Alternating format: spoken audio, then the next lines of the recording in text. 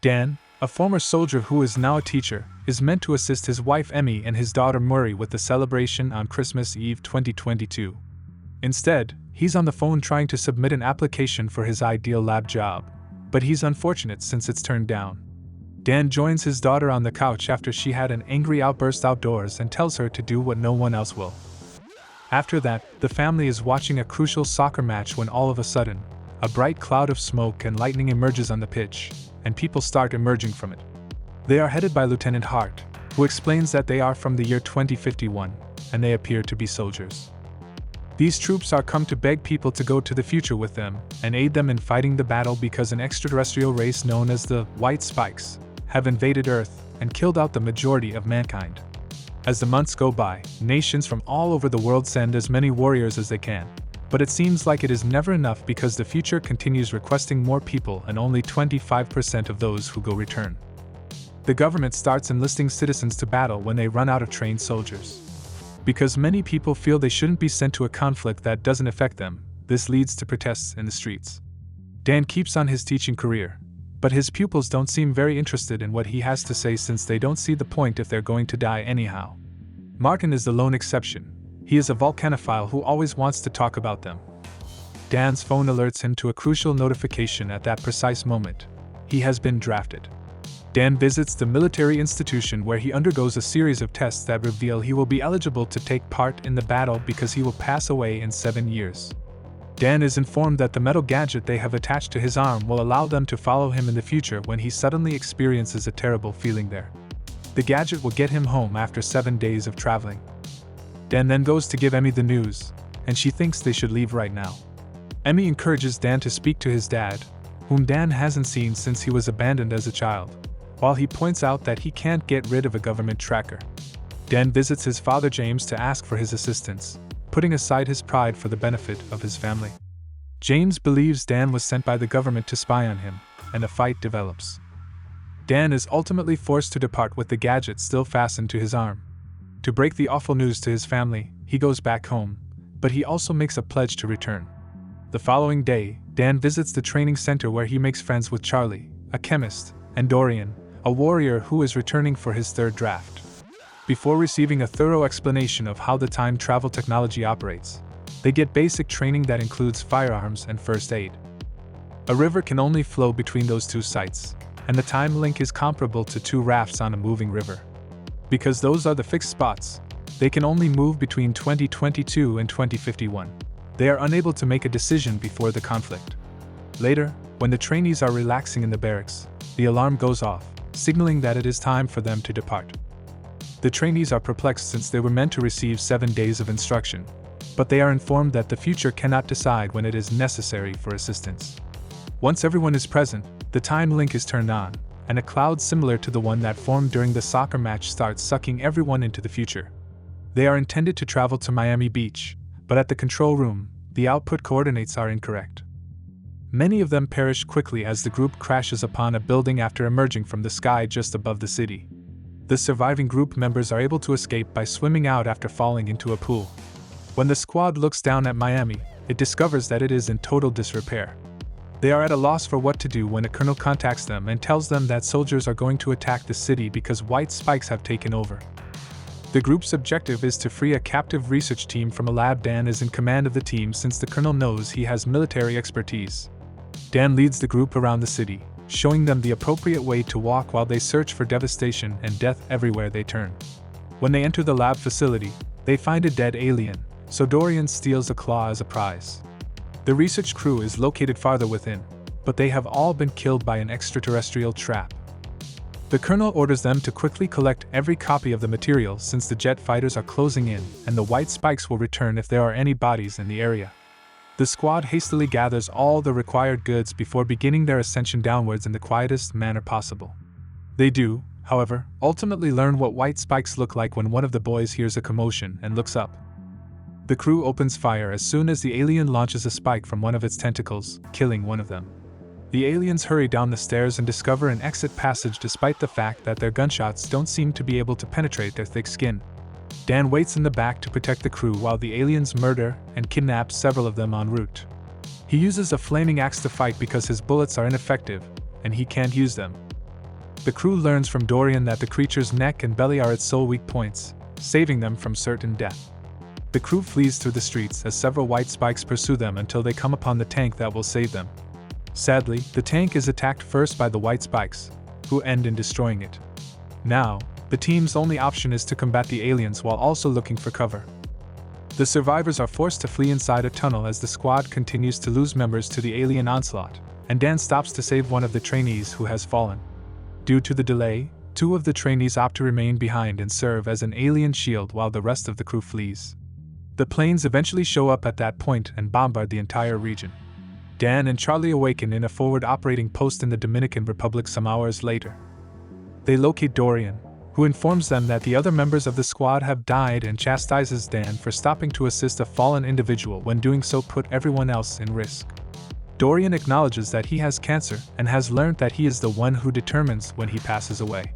When Dan is asked to visit the colonel, their conversation is cut short.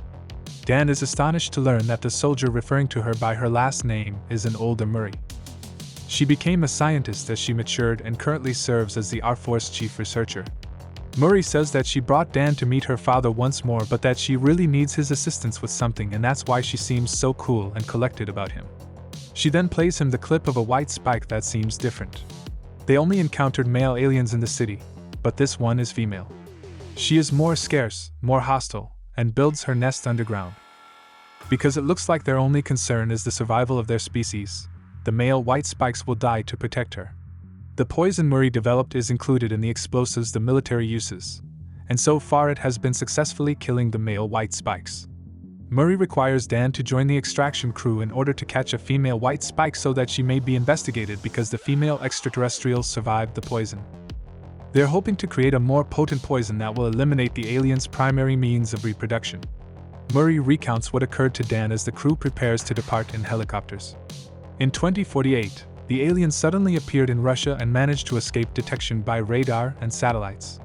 They ruled the globe in just 3 years, and they don't care about material things, they simply want to eat people. Dan wants to know what happened to him before he passed away, but Murray advises against going there. They arrive at the nest shortly after and see several troops attempting to restrain the female white spike. The alien, who is enraged, starts attacking the troops and kills several of them. Murray joins them and strikes her in the neck with a clean shot, allowing the others the time to surround her with extra rope and prevent her from fleeing. When an alien female becomes trapped, she calls out to summon her guards, and soon the area is overrun by aliens. Dan descends and fires at as many aliens as he can before joining the others in the nest to assist save his daughter as the female tries to assault Murray. Together, the troops get the woman into the cage into the helicopter.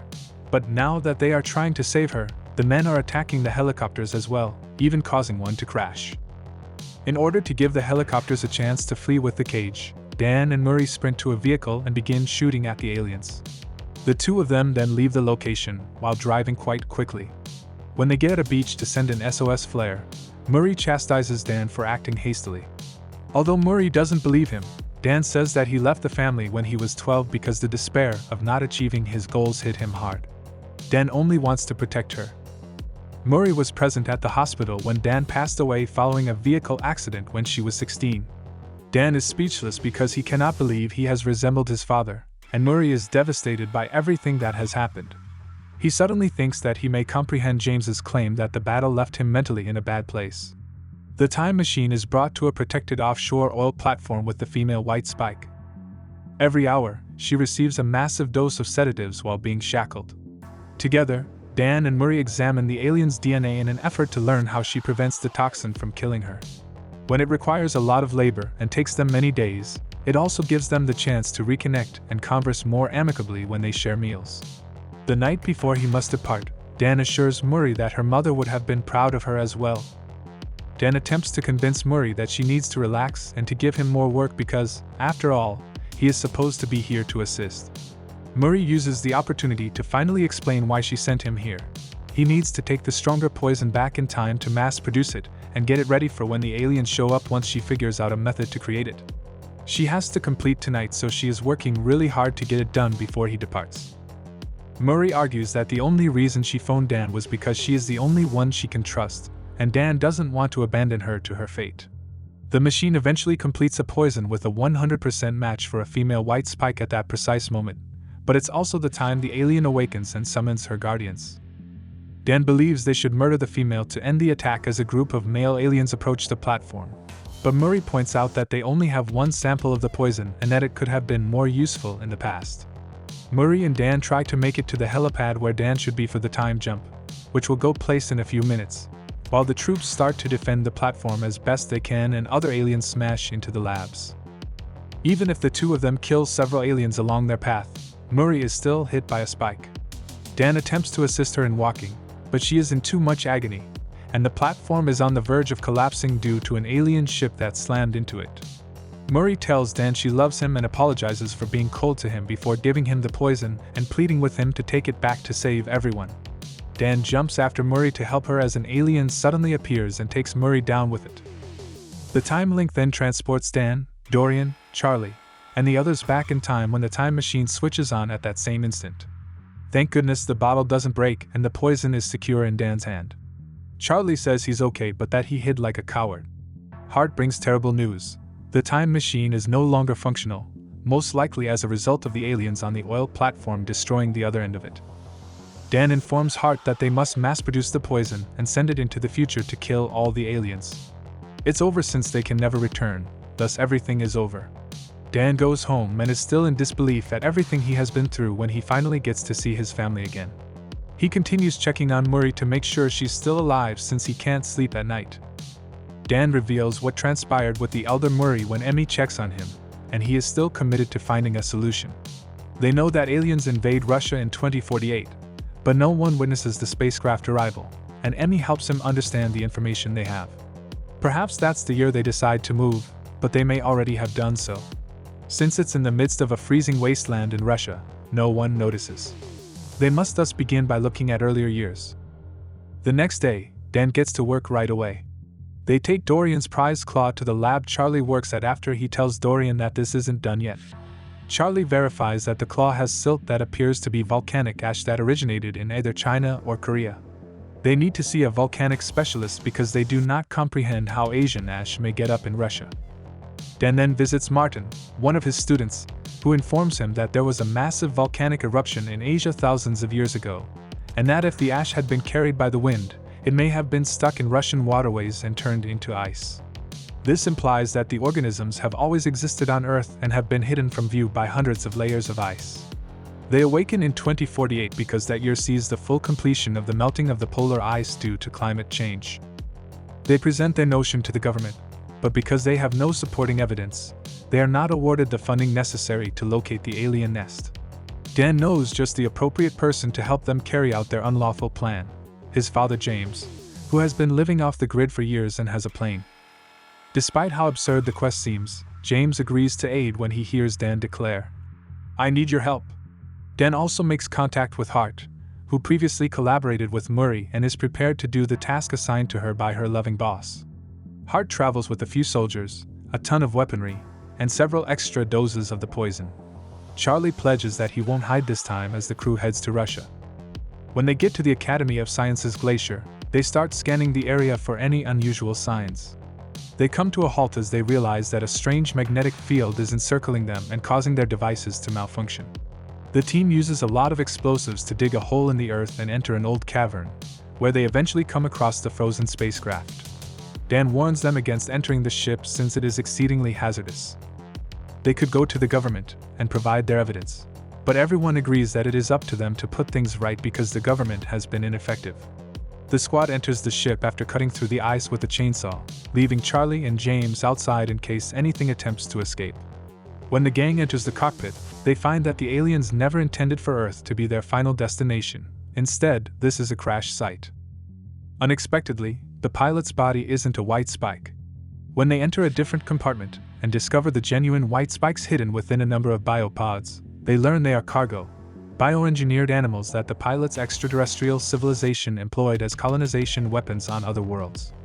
As they start injecting the toxin into the pods, the crew observes the white spikes writhing in agony, indicating the toxin kills them. Their shouts, however, also awaken the uninjected aliens, forcing them to burst out of their pods and assault. Although the crew fires as many shots as they can, some of them manage to get away. Dorian offers Dan his claw and agrees to stay behind to detonate the bomb once everyone has left since, as he puts out, they have no option but to blow up the ship. James starts firing at the escaping aliens, but Charlie's gun jams, so he starts chainsawing the creatures. Hart and the others are surrounded by a massive alien colony while Dan escapes and warns them to flee. Dorian sets the bomb off out of a lack of patience, taking down every creature with him and passing away according to his wishes. James says he saw an alien with a red belly flee, but Dan, Charlie, and James leave the tunnel before the explosion strikes them. They separate to pursue her once Dan understands that is the female. When the Queen comes upon one of them and attacks, it turns out that James set up a snowman clothed in garments as a trap. Dan shows up to run the Queen over with his snowmobile, but she chases after him instead. Then the father and son start firing while pushing the Queen down the cliff. However, they prepare for her return knowing that she is not quite dead. When the Queen attacks once again, she pulls them apart, shoots a spike at Dan, and then pursues him. Dan stabs her in the mouth with the same spike, and James takes advantage of the opening to strike her with an axe, rendering her blind.